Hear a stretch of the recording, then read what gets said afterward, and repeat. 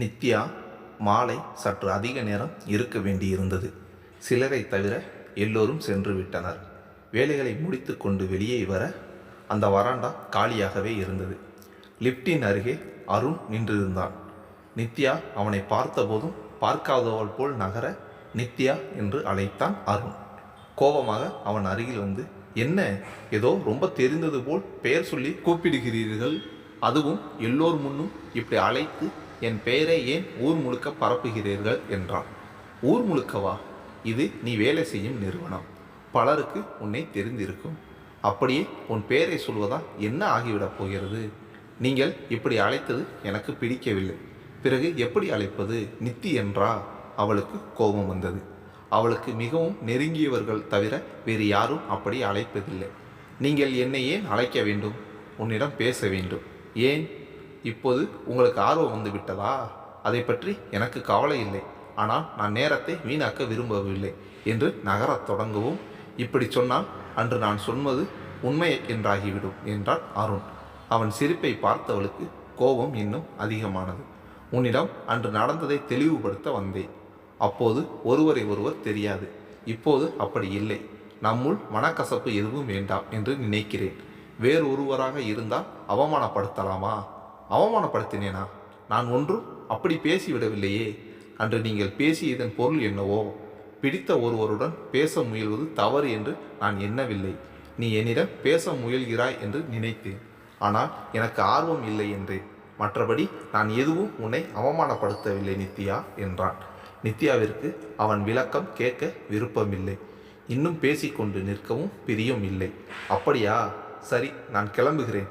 எனக்கு நேரமாகிறது. நான் வேண்டுமானால் உன்னை வீட்டில் விடுகிறேன் என்றான். தேவையில்லை என்று விட்டு லிப்ட் பொத்தானை அழுத்தினாள். இருவரும் ஒன்றாகவே லிப்டில் வந்தாலும் அதன் பின் இருவரும் பேசிக்கொள்ளவில்லை. அதன் பின் அடிக்கடி அவனை சந்திக்க நேர்ந்தது. முக்கியமாக அவன் ஊருக்கு சென்று வரும் போதெல்லாம் அவர்கள் தோட்டத்தில் விளைந்தது, எஸ்டேட்டிலிருந்து வந்தது என்று ஏதாவது ஒரு பெட்டியை கொண்டு வருவான்.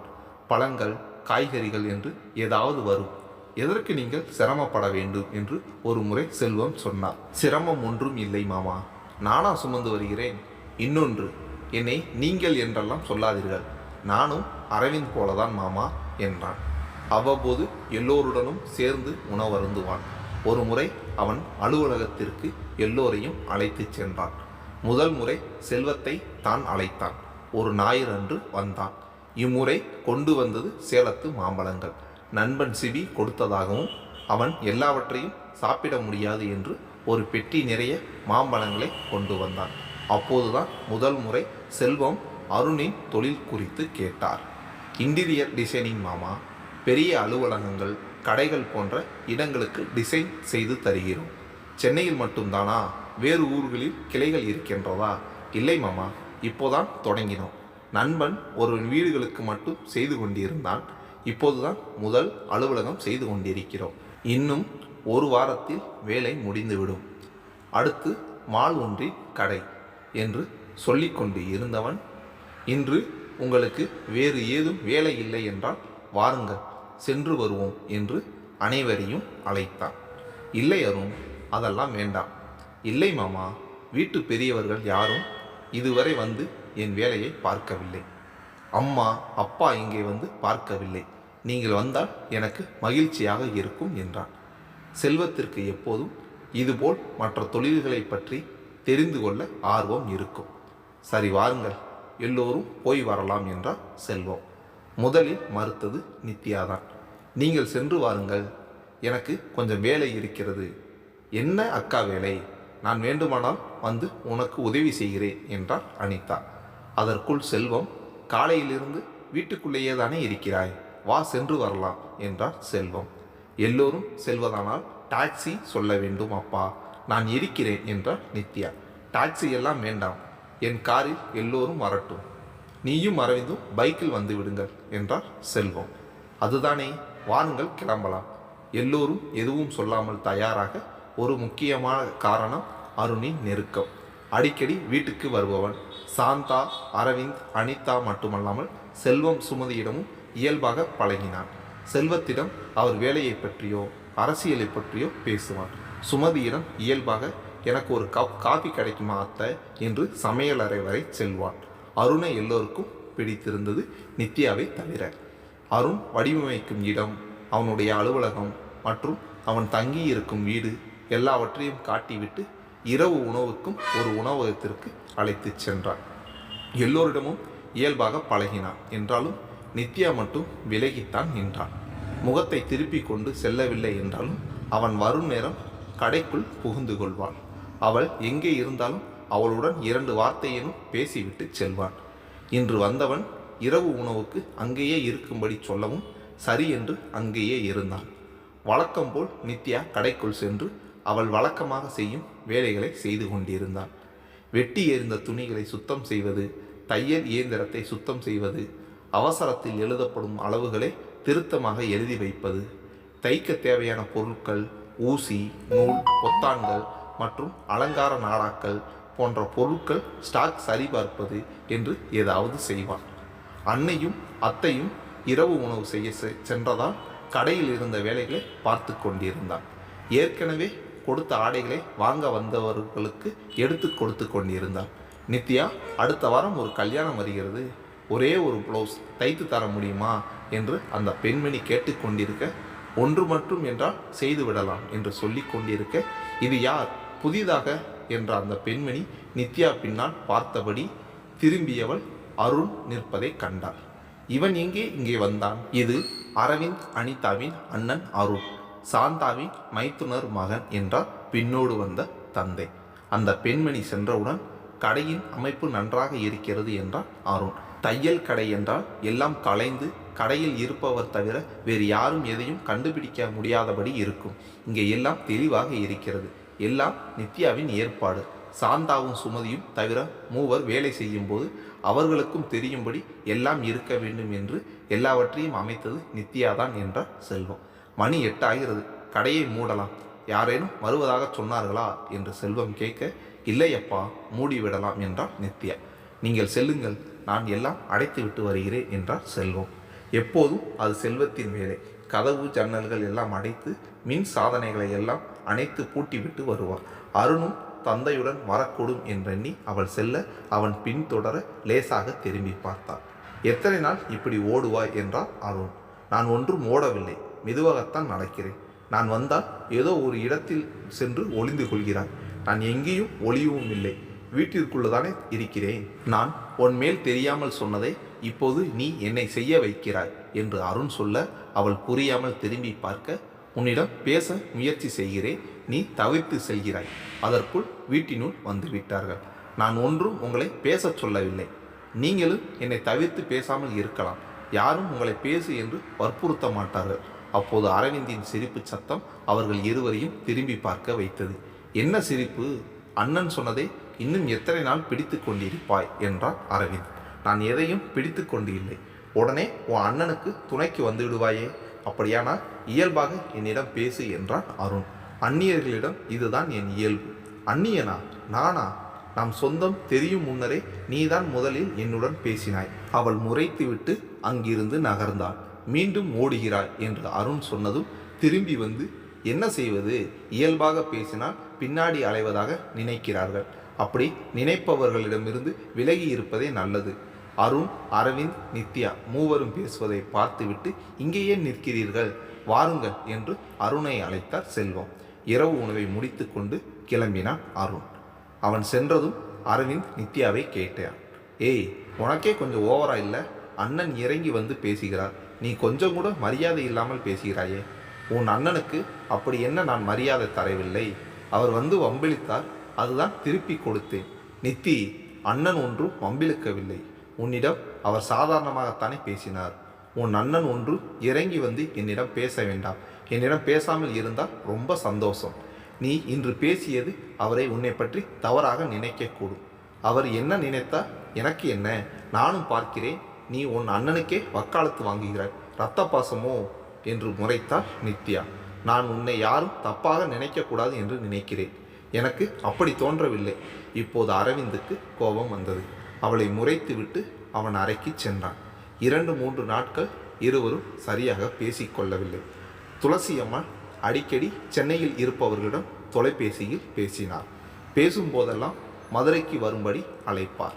விரைவில் சித்திரை திருநாள் விழாவிற்கு எல்லோரும் வர வேண்டும் என்றவள் இடையில் ஒரு முறை சாந்தாவை வந்து பார்க்கும்படியும் சொன்னார். அனிதாவின் தேர்வுக்கு நாட்கள் நெருங்க வீட்டில் எந்நேரமும் அமைதியாகவே இருந்தது. அவள் தனியே படிக்கும் நேரம் இல்லாமல் மற்ற நேரம் அவளுக்கு பயிற்சி கொடுத்து கொண்டிருந்தார் நித்யா. அனிதாவை தேர்வு முடிந்ததும் மதுரைக்கு அனுப்பும்படி அருணின் அன்னை பார்வதியும் கேட்டார். அனிதா தனியே அனுப்ப சாந்தாவுக்கு மனமில்லை. அரவிந்துக்கும் விடுமுறை இல்லை. ஆனால் பார்வதியும் துளசி அம்மாளும் வற்புறுத்த நித்யாவை உடன் செல்லும்படியும் 2-3 நாட்கள் அவளுடன் இருந்துவிட்டு வரவும் சொன்னார்கள். மதுரைக்கு அனிதாவை தனியே அனுப்ப முடியாது. இப்போதுதான் சென்று வந்தேன். கடையில் வேறு வேலை இருக்கிறது. அரவிந்தும் நிறைய படிக்க வேண்டும். என்ன செய்வது என்றால் சாந்தா. கடையில் கொஞ்சம் வேலை ஒதுக்கி வையுங்கள். சுமதி சமாளிக்கும் அளவு மட்டும் ஆர்டர் எடுங்கள். இன்னும் பரீட்சை முடிய நாள் இருக்கிறதல்லவா என்றார் செல்வம். ஏற்கனவே இருக்கும் ஆர்டர்களை முடிக்கவே நேரம் ஆகும் என்றார் சாந்தா. நான் பார்த்து கொள்கிறேன், நீ சென்று வா சாந்தா என்று சுமதி சொல்ல, அண்ணி, இருக்கும் வேலையை உங்கள் ஒருவரால் முடியாது. முருகனுக்கும் இடையில் விடுமுறை வேண்டும் என்று கேட்கிறான். நான் ஒரு நாள் இரவில் சென்று அப்படியே திரும்பலாம் என்றால் அத்தை விடமாட்டார்கள். ஒன்று செய்யலாம். அனிதாவுக்கு துணையாக நித்யாவை அனுப்பலாம். அவளை அங்கேயே விட்டுவிட்டு திரும்பி வந்து விடட்டும் சொன்னது சுமதி. எனக்கு அங்கே யாரையும் தெரியாது. அவர்கள் வீட்டிற்கு நான் எப்படி செல்வது என்றாள் நித்யா. நீ ஒன்றும் அங்கே தங்க வேண்டாம். இரவு ரயிலில் அங்கே சென்று அனிதாவை விட்டுவிட்டு காலையில் பஸ்ஸில் வந்துவிடு என்றாள் சாந்தா.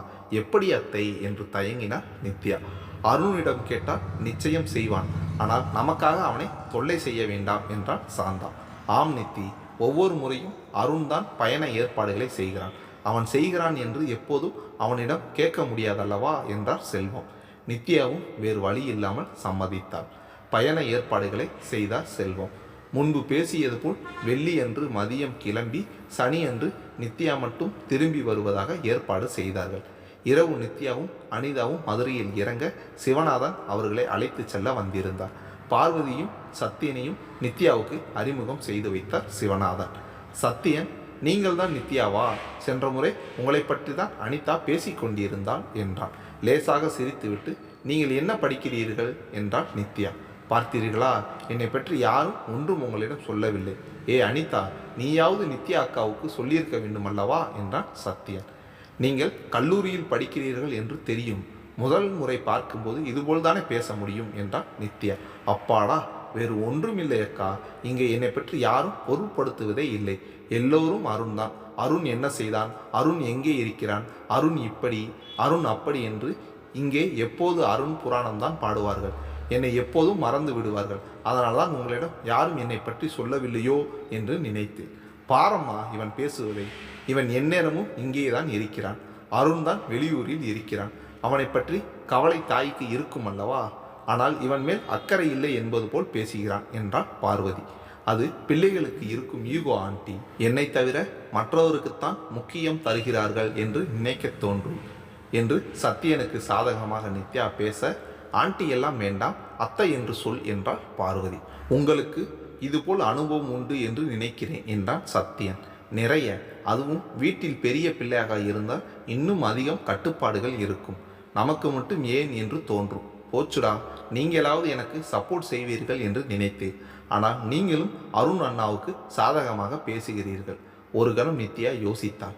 நான் எப்போது அருணுக்கு சாதகமாக பேசினேன்? இவள் தன்னை பற்றி தானே கூறினாள். விடாமல் இரவு முழுவதும் நீ பற்றை மன்றம் வைப்பாய். அவர்கள் முதலில் உணவு அருந்திவிட்டு ஓய்வெடுக்கட்டும் என்றார் சிவநாதன். மறுநாள் காலை நித்யா கிளம்ப வேண்டும் என்றாள். யாரும் அங்கே ஒப்பவில்லை. டிக்கெட் கிடைக்காது என்று நித்யா காரணம் சொன்னார். அதெல்லாம் நாங்கள் பார்த்து கொள்கிறோம் என்றார் பார்வதி. நித்யா என்ன சொன்னாலும் அங்கே யாரும் கேட்கவில்லை. இவர்கள் சென்ற நேரம் துளசி அம்மாள் தூங்கிவிட்டார். மறுநாள் காலையில் எழுந்தபோது அவர் இவர்களுக்காக காத்திருந்தார். முன்பு போல் இல்லாமல் வீட்டுக்குள் ஒருவர் துணையுடன் நடக்கத் தொடங்கியிருந்தார். நித்யா அனிதா இருவரையும் பார்த்ததும், நீங்கள் வரும் முன் நான் தூங்கிவிட்டேன் அம்மா என்றார் வருத்தமாக. பரவாயில்லை பாட்டி, விடுமுறையில் நான் இங்கேதானே இருப்பேன். நாம் தினமும் கதை பேசலாம் என்றார் அனிதா. இதுதான் செல்வத்தின் மகளா என்றார் நித்யாவை பார்த்து. ஆமாம், இது நித்யா அக்கா என்றார் அனிதா. உனக்கும் விடுமுறையா நித்யா என்றார் துளசி அம்மா. பாட்டி, அக்கா வேலைக்கு போகிறாள், என்னை இங்கு விட வந்தாள் என்றார் அனிதா. அட, சென்ற முறை உன் அப்பா வந்தபோதே சொன்னான், நான் தான் மறந்து விட்டேன். சரி, வாங்க சாப்பிடலாம் என்று எல்லோரும் சிற்றுண்டியை அருந்தும்போது கார் ஒன்று வந்து நின்றது. வந்தது வேதவல்லியும் கீர்த்தியும். வந்தவர்கள் நித்யா அனிதாவை பொருட்படுத்தவே இல்லை. பார்வதி நித்யா அனிதாவை இருவரையும் அருகிலேயே வைத்து கொண்டார். பார்வதி இருவருக்கும் பூக்களை தொடுத்து சூட்டிவிட்டார். பார்த்து கொண்டிருந்த துளசியம்மாள், பார்வதிக்கு பெண் பிள்ளைகள் என்றால் விருப்பம், இரண்டும் ஆணாகிவிட்டது என்றார். உடனே வேதவல்லி, அதற்குத்தான் கீர்த்தி அடிக்கடி இங்கே வந்து விடுகிறாள் என்றார். சத்யன் அங்கேதான் இருந்தான். கீர்த்தி வருவதுண்டு, ஆனால் அவள் எப்போது அம்மாவுக்காக வந்தால் ஒன்று என்னுடன் அரட்டை அடிப்பாள், இல்லை தொலைக்காட்சியில் படம் பார்ப்பாள். இப்போது வேதவல்லிக்கு கோபம் வந்தது. புதிதாக வந்தவர்கள் முன் ஏன் தன் மகளை குறைத்து பேச வேண்டும்? முன்பென்றால் உன் அம்மா எப்போதும் பாட்டியுடன் தான் இருப்பாள், அவள் இங்கே வந்து என்ன செய்வாள் பாவம் என்று மகளுக்காக பேசினாள். நித்யாவும் அனிதாவும் எதையும் கண்டுகொள்ளவில்லை. அப்போது பார்வதி, சரி, நீங்கள் இங்கே இருக்கிறீர்கள் தானே, நான் சென்று நித்யா அனிதாவுக்கு கொஞ்சம் ஆடைகள் எடுத்து வருகிறேன். சென்ற முறை கூட அவசரமாக எதையும் சரியாக பார்க்காமல் எடுத்து வந்தோம் என்றாள் பார்வதி வேதவல்லியை பார்த்து. எனக்கு வேலை இருக்கிறது, நான் செல்ல வேண்டும் என்றாள் வேதவல்லி. எங்களுக்கு எதுவும் வேண்டாம் அத்தை, அதுவும் இல்லாமல் அனிதா இங்கேதானே இருக்கப் போகிறாள், இன்னொரு நாள் கூட நீங்கள் பொறுமையாக செல்லலாம் என்றாள் நித்யா. பார்வதி பெரும்பாலும் வீட்டிலேயே தான் இருப்பாள். துளசியம்மாள் உடன் எப்போதும் ஆள் வேண்டும் என்பதோடு வெளியே செல்வதானால் தனியே செல்ல வேண்டும். கணவரும் பிள்ளைகளும் அவளுடன் வருவது வெகு அபூர்வம். யாரேனும் துணைக்கு கிடைக்க மாட்டார்களா என்று பார்வதி பார்த்து கொண்டிருந்தாள். தனக்கு மட்டுமின்றி மற்றவர்களுக்கும் ஆடைகளை தேர்வு செய்வது பார்வதிக்கு ரொம்ப பிடிக்கும். சென்ற முறை அனிதாவுக்கும் அரவிந்துக்கும் வாங்கி இருந்தாலும் மற்றவர்களுக்கு வாங்கவில்லை. இப்போது அதை செய்ய நினைத்தார். பார்வதி பேசும் முன், நாங்கள் கிளம்புகிறோம் என்று புறப்பட்டாள் வேதவல்லி மகளையும் அழைத்து கொண்டு. பார்வதிக்கு முகம் வாடியது. அதை பார்த்த துளசியம்மாள், நீ அவர்களை அழைத்து போ, இங்கேதான் நர்ஸு இருக்கிறாளே என்று சொன்னார். சத்தியனும் சொன்னான், அம்மா நீங்கள் செல்லுங்கள், நான் இருக்கிறேன். ஆனால் இன்று விடுமுறை நாள், கூட்ட நெரிசல் இருக்கும், பார்த்து கொள்ளுங்கள். சரிவிடு, இன்னும் ஒரு மாதத்தில் சித்திரை திருநாள் வருகிறதல்லவா, அப்போது எல்லோரும் எடுத்து விடலாம் என்றார் துளசியம்மாள். நித்யா ஞாயிறு இரவு ரயிலில் தான் சென்னைக்கு புறப்பட்டாள். அவள் காலையில் சென்னை ரயில் நிலையத்தில் இறங்கி வீட்டிற்கு செல்ல தந்தை அல்லது அரவிந்தை அழைக்கலாமா என்று யோசித்து கொண்டிருந்தாள். சென்னை எழும்பூரை அடைய இன்னும் ஒரு 30 நிமிடம் ஆகலாம். வீட்டில் அனைவரும் காலையில் அவசரமாக கிளம்ப வேண்டும். இவளை அழைக்க வந்தால் அவர்கள் வேலைக்கு செல்ல தாமதமாகும். இன்று ரயில் வேறு தாமதமாக சென்றடையும். தந்தைக்கு அழைத்து தானே வீட்டிற்கு வருவதாக சொல்லலாம் என்று எண்ணும் போது அவள் செல் ஒலித்தது. புது எண் யாராக இருக்கும் என்று யோசித்து கொண்டு எடுத்தாள். ஹலோ நித்யா, நான் ரயில் நிலையத்தில் தான் இருக்கிறேன், இறங்கியதும் கூப்பிடு என்றது ஒரு ஆண் குரல். அருண் தான் அழைத்திருந்தான். உங்களுக்கு எதற்கு சிரமம், நான் பார்த்து கொள்கிறேன். ட்ரெயின் வர இன்னும் அரை மணி நேரம் ஆகும். பரவாயில்லை, நான் காத்திருக்கிறேன். அதற்கு மேல் நித்யா பேச இடம் கொடுக்காமல் இணைப்பை துண்டித்தான். இவன் எதற்கு வந்தான், இவனுக்கு எப்படி தெரியும்? மதுரையில் கிளம்பும் முன்பு தந்தைக்கு பேசி அழைத்து செல்ல வரும்படி கூறியிருந்தான். தந்தை ஏன் வரவில்லை? ரயிலில் இருந்து இறங்கியதும் நித்யா கண்ணீர் பட்டது அருண் தான். அவள் பையை வாங்க அவன் கை நீட்டியதும் நானே எடுத்துக்கொள்வேன் என்றான். அதற்கு மேல் அவன் ஒன்றும் பேசவில்லை. இருவரும் காரில் அமர்ந்ததும் எங்கள் ஊர் எப்படி இருந்தது என்றான். தெரியவில்லை என்றாள். அவன் சாலையிலிருந்து திரும்பி அவள் புறம் பார்த்து ஏன் என்றான். நான் உங்கள் ஊரை பார்க்கவில்லை என்றாள். அவள் இரவில்தான் மதுரையில் இறங்கினாள். அங்கிருந்து 2 நாட்களும் அவள் வெளியே எங்கும் செல்லவில்லை. அவனுக்கும் அது தெரியும். அவனுக்கு சிரிப்பு வந்தது. அடுத்த முறை பார்க்கலாம் என்றான்.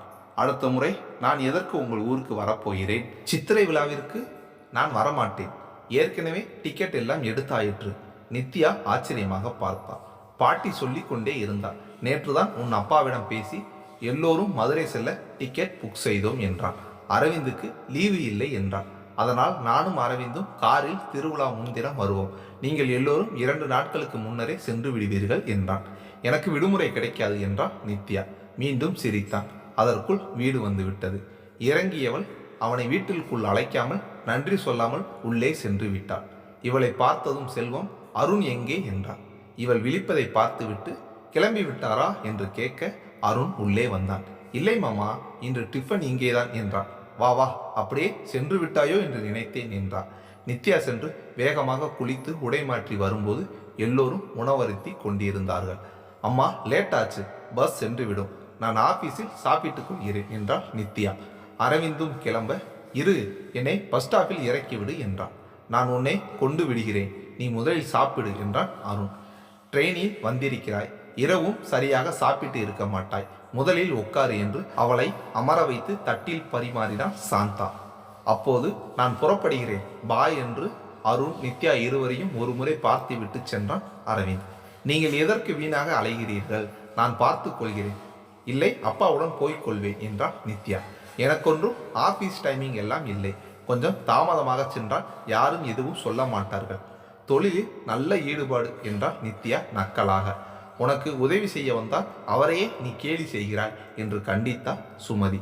வேகமாக உண்டு முடித்து தன் பையை எடுக்கும்போது அதுவரை பேசாமல் இருந்த செல்வம், நீ கிளம்பு அருண், நான் இவளை ஆபீஸில் விட்டுவிட்டு வேலைக்கு செல்கிறேன், உன் வேலையும் இப்போது அருகில் உள்ள மாலில், இவள் ஆபீஸ் வேறு வழியில் அல்லவா இருக்கிறது, உனக்கு எதற்கு வீண் அலைச்சல் என்றான்.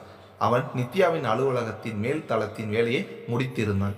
இப்போது அங்கே செல்ல அவனுக்கு அவசியம் இல்லை என்று செல்வத்திற்கு தெரியும்.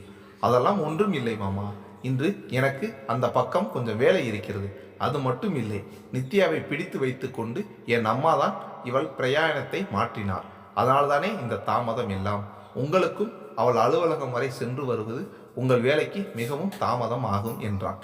சாந்தாவின் உறவை பெரிதாக நினைத்து வரும் அருணிடம் அளவுக்கு அதிகமாக உதவியை எதிர்பார்க்க கூடாது என்று செல்வம் நினைத்தார். சுமதிக்கும் அதே எண்ணம்தான். நித்யா, நீ வேண்டுமானால் ஸ்கூட்டியை எடுத்துக்கொள், அப்பா ஆட்டோவில் செல்லட்டும் என்று சுமதி சொல்ல, அடடா, என்னை இவ்வளவு அந்நியமாக நினைப்பீர்கள் என்று நான் நினைக்கவில்லை அத்தை, என்னிடம் ஏன் இவ்வளவு தயக்கம் என்றான் அருண். அதுதானே அனிதாவுக்கு என்றால் அருணிடம் தயக்கம் இல்லாமல் கேட்போம் தானே.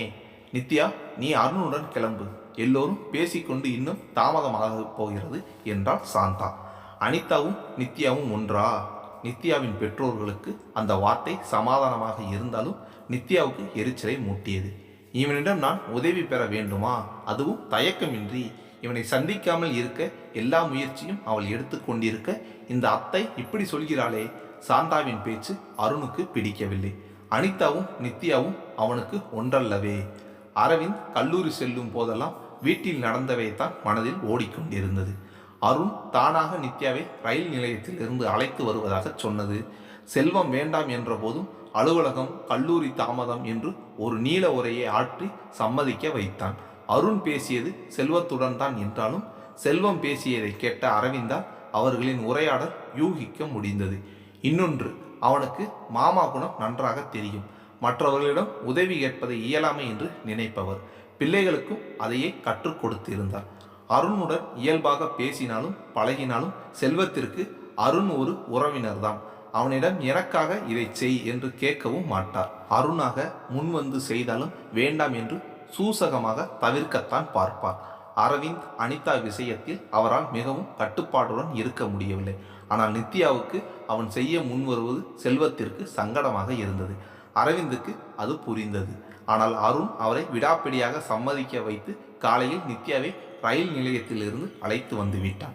அத்துடன் இல்லாமல் அலுவலகத்திற்கும் அழைத்து செல்வதாக சொல்லவும் அரவிந்துக்கு ஆச்சரியமே.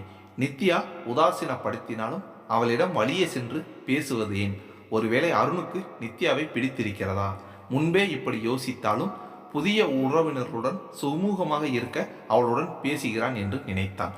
ஆனால் இன்று அருண் நித்யாவிடம் காட்டும் அதிகப்படி அக்கறை அரவிந்தை யோசிக்க வைத்தது. விருப்பமில்லாமல் தான் நித்யா அருணுடன் சென்றான். என்னிடம் மட்டும் எதற்கு உனக்கு இவ்வளவு தயக்கம் நித்தி என்று தொடங்கினான் அருண். நித்யா, அவளுக்கு நெருக்கமானவர்கள் மட்டுமே இப்படி அழைப்பது. இவன் எப்படி அழைக்கலாம்? நீங்கள் என்னை நித்யா என்றே சொல்லுங்கள். ஏன், உன் வீட்டில் எல்லோரும் நித்தி என்று தானே அழைக்கிறார்கள். மிக நெருக்கமானவர்கள் மட்டும்தான் என்னை அப்படி அழைப்பார்கள். நமக்குள் அப்படி ஒரு நெருக்கம் இன்னும் வரவில்லை. இனிமேல் வரலாம் இல்லையா? அவனை முறைத்துவிட்டு எப்போதும் வராது. ஏனோ பார்த்தவுடன் என் அம்மா தம்பியிடம் ரொம்ப இயல்பாக பேசினாயாம். என்னிடம் மட்டும் ஏன் வேறுபாடு? அவர்கள் யாரும் என்னை கேவலமாக நினைக்கவில்லை. உங்களைப் போல். காரை ஓரமாக நிறுத்தினான். உனக்கு பலமுறை விளக்கம் கொடுத்து விட்டேன், அதையே பிடித்து கொண்டு பேசுகிறாய். என்னிடம் உன் நேரத்தை வீணாக்காதே என்றேனே தவிர நீ என்னிடம் பேச வந்ததை தவறு என்று நான் சொல்லவில்லை. கொஞ்சம் யோசித்துப்பார். நாம் சந்தித்த போதெல்லாம் என் முகத்தை உற்று பார்த்து கொண்டிருந்தாய். சம்பந்தம் இல்லாமல் நான் இருக்கும் தளத்திற்கு வந்தாய். வேறு நான் என்ன நினைக்கட்டும்? அரவிந்த் சொன்ன அதே காரணம். ஏன், நிஜமாகவே இதற்கு முன் எங்கோ பார்த்து இருக்கலாம் அல்லவா? நித்யா சொன்னதும் ஒரு நீண்ட பெருமூச்சை விட்டான். அம்மா தாயே, என்னை மன்னித்து விடு. தெரியாமல் பேசிவிட்டேன். ஆனால் சத்தியமா நீ நினைப்பது போல் உன்னை தவறாக என்றும் நினைக்கவில்லை என்று கையை கூப்பி தலைக்கு மேல் உயர்த்தினான். நித்யாவுக்கு கண்கள் ஆச்சரியத்தில் விரிந்தன. சிரிப்பும் வந்துவிட்டது. ஒரு வழியாக சிரித்து விட்டாள். இப்போது எல்லாம் ஓகேவா, கிளம்பலாமா என்றான். சரி என்பது போல் தலையாட்டினாள். அதற்கு பின் இருவரும் ஒரு வழியாக இயல்பாக பழகினார்கள். ஆனால் அது அதிக நாள் நீடிக்கவில்லை. மதுரையிலிருந்து அனிதாவுக்கு நாட்கள் நன்றாகவே நகர்ந்தது. முதல் ஒரு வாரம் மட்டும் பார்வதி அனிதாவுக்கு பிடித்தது என்று விதவிதமாக உணவுகள் செய்து தருவது, அவளுடன் சேர்ந்து தாயம் பல்லாங்குழி என்று விளையாடுவாள். துளசியம்மாள் கூட சில சமயம் இவர்களுடன் விளையாடுவார். துளசியம்மாள் கொஞ்சம் ஆரோக்கியமாக தெரிந்தார் என்பதால் அவரை செவிலியரிடம் விட்டுவிட்டு மதுரை மீனாட்சி அம்மன் கோவில், அழகர் கோவில், கடை வீதி என்று அவ்வப்போது அழைத்துச் செல்வாள். சத்தியனுக்கும் கீர்த்திக்கு இன்னும் கல்லூரி விடுமுறை இல்லை என்பதால் இருவர் மட்டும் ஊர் சுற்றுவார்கள். அவ்வப்போது சத்தியன் கேலி செய்வான். அம்மா, அனிதா வந்ததும் நீங்கள் வீட்டிலேயே இருப்பதில்லை, எந்நேரமும் சுற்றி கொண்டே இருக்கிறீர்கள். பாட்டி, நீங்கள் இதையெல்லாம் கண்டிக்க மாட்டீர்களா என்று சண்டை மூட்டுவான். துளசி அம்மாள் எப்போதும் மருமகளை அரவணைத்து செல்பவர். அப்படி கண்டிப்பதனால் முதலில் உன்னைத்தான் கண்டிக்க வேண்டும் என்பார். அவனும் முடிந்தளவு அனிதாவுடன் நேரம் கழிப்பான். சில நேரம் அவன் கல்லூரி வேலையை கூட அனிதாவிடம் செய்து தர சொல்வான். அனிதாவுக்கு படம் வரைவது என்றால் பிரியம். சில சமயம் குறிப்புகள் கூட எடுத்து தருவாள். அவனும் சில அனிமேஷன் படங்களை அவளுக்கென வாங்கி வருவான். அவ்வப்போது கீர்த்தி, வேதவள்ளி இருவரும் வருவார்கள். அவர்களிடம் இயல்பாக இருக்க அனிதா முயற்சி செய்தாலும் அவர்கள் இவளை உதாசீனப்படுத்துவார்கள். அவளுக்கு வாங்கிய புதிய ஆடைகளை பார்த்ததும் ஒரு நாள் வேதவள்ளி, இது போன்ற விலை உயர்ந்த ஆடைகளை எல்லாம் இவள் அம்மாவோ இல்லை மாமாவோ எப்படி வாங்க தர முடியும், பாவம் என்பாள். வேதவள்ளி சொல்வது போல் அதிக விலையுள்ள ஆடைகளை அதிகம் எடுப்பதில்லை என்றாலும் யாரும் குறை சொல்லும்படி எப்போதும் இருந்ததில்லை. அனிதாவுக்கு முகம் வாடிவிடும். அதை பார்த்ததும் பார்வதி, எப்போதும் பிள்ளைகளின் தேவைகளை சரியாக செய்திருக்கிறார் செல்வம் அண்ணன். விலையில் என்ன இருக்கிறது? அவர் மகளுக்கு செய்வது போலவே அரவிந்துக்கும் அனிதாவுக்கும் செய்திருக்கிறார்.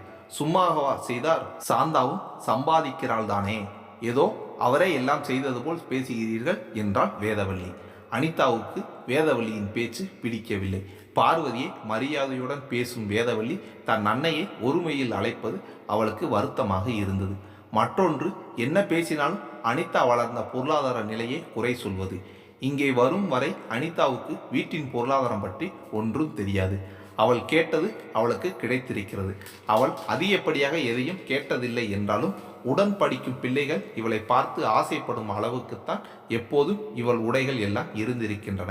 ஆனால் வேதவள்ளி பேசுவது அனிதாவுக்கு வேதனையாக இருந்தது. நீங்கள் நினைப்பது போல் இல்லை என்று பேச முடியவில்லை. அப்படி சொன்னாலும் அவர்கள் நிலைமையை ஒப்பிட்டால் இவள் வளர்ந்த நிலை குறைவே. அனிதாவின் சோர்வை கண்டு கீர்த்தியோ வேதவள்ளியோ வந்தால் தன்னுடனே அனிதாவை வைத்து கொண்டாள் பார்வதி. பார்வதியின் அக்கறையும் பாசமும் அனிதாவுக்கு நன்றாக புரிந்தது. அதனால் மற்றதை பெரிதுபடுத்தவில்லை. தினமும் சென்னையில் இருக்கும் அன்னையுடன் பேசினாலும் இங்கே மற்றவர்கள் பேசுவதை அங்கே சொல்லவில்லை.